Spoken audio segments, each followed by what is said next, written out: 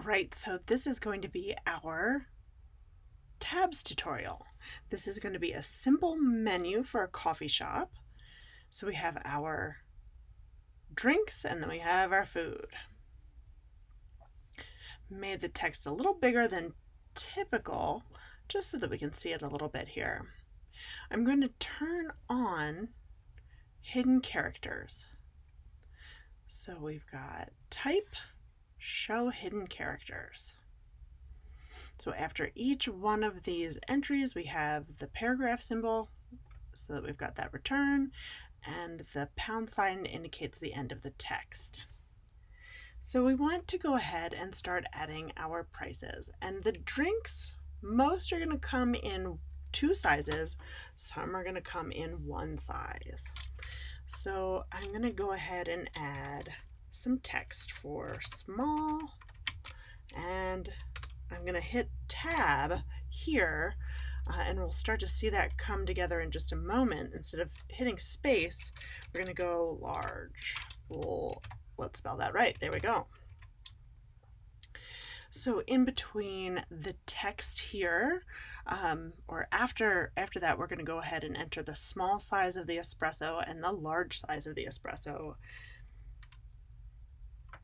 So instead of space, I'm going to hit tab again, and we're not going to worry about how that looks. We're just going to make sure that we have our characters on there, that we're hitting the right key stroke, so to speak, for that character. And that's seeing that hidden character of the double caret for the tab. And this is going to be for the small $3.50, and tab again for, let's go with $4.50, not $45. There we go. So I'm going to copy both of those and paste just to get that set up. And we're going to go ahead and do the same thing there with the cappuccino. And when I paste, it is adding that extra return in, so I'm just deleting that. And the iced coffee, that is only going to be the large size. So I'm adding 2 tabs in there because in theory we know ahead of time that we're going to skip that small column. And that's going to be the $4.50. An Americano is just going to come in a small size. So we're going to hit 1 tab for the Americano. And that's a little cheaper at $2. And a drip coffee, we're feeling generous. It's going to come in 1 size, but it's going to be $1. All right, so bagels, they're only going to be 1 size. And I'm going to want that to align with that larger column. So I'm going to add 2 tabs here. And this is going to be, bagels $4. Donut, again, our coffee and donuts are going to be nice and cheap. We're going to go with $1 there. Croissant, and I am remembering to put in 2 tabs, and sometimes we have to remember where we're going. So 2 tabs like I had mentioned before, and a croissant is $3. And a breakfast sandwich, well, that's got all the fixins on it. That's going to be $5. All right, so we've got everything set up here. And I'm going to do something else. So I'm seeing here that some of these lines have 2 tabs. You know what? I'm going to do that something else after we highlight. And we're going to go to turn on the tab stop. So type tabs. So one of the things here is that there's not enough room at the top of my window here. So my tabs is kind of hanging out in the middle. So I'm going to move this down just a little bit to see if I can kind of make room for my tab stop. And what I'm going to do is go back and highlight all my text and then hit that magnet button. Boom. And that's going to be what makes it snap together. So anytime you're maneuvering through your document while you're using your tabs, using that magnet button is going to be a really good help. So in this section is where we can start to place the spacing for these menu objects in the tabs that we already have set up. And like I said, I'm kind of thinking ahead. There might be a little tweak that I need to do, but I'm going to just go ahead and put my first tab stop in right at that 3-inch mark. And because I hit tab twice on a few things, it's going to need another tab stop, and I'm going to go ahead and do that at the 5-inch as well. So now we start to see some things happening.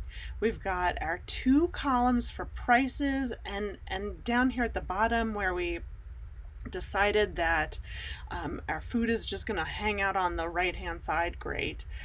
But there is one thing missing, and that's where we have the small and large. And what I need to do is I actually need to put a tab right in front of small, and that's going to connect those 2 columns together. So it's just, pre-planning, but I wanted to show that after the fact, that's something that you have to kind of think about, is what is going to happen to that first line of text. And maybe that's not a consideration you have, but something to think about. All right, so we have a couple different tab stop options. So this guy is the first option, which is the left justified tab. Then we have the center justified tab. So what I'm going to do is I'm going to highlight all of these. Oh, hey, not quit.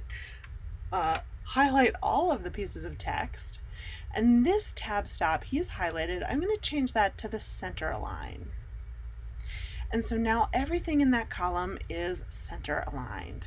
I can also highlight this one. Whoops, I just made a new one. And if you do that and you make a new one, you can just pull it down into the measuring stick, the ruler. So let me show you that again. So I've made a new one by mistake. I can pull it down to delete it. All right, so highlight that and then change to center. We saw what centered looks like. This one is right justified. So now everything is right aligned in that column. We can also do align to an object, a piece of text. These all have periods for the numbers, so I can highlight this guy and it automatically knows that it is a period in most of all of these, and so it starts to align all of the text that has that piece of type to that piece of type. So let's say this bagel or espresso is actually $300 and this is $3,000, and so we can see that everything now is aligning to that decimal point. Maybe it's just 50 cents for cappuccino. These are crazy prices at Crazy Jess's. So you can kind of see how that changes now that we have that option lined up for the decimal point. And we can see small does not have a decimal point. If I were to put one in here just to kind of game the system, it would then line that up as well. So it kind of, keeps things right aligned when it doesn't know, or it kind of defaults to what we had previously when it doesn't have the object that we're asking it for. So I'm going to go ahead and select all. I'm going to go back to my left align here. So that is left aligning. Let's go back to our regular prices.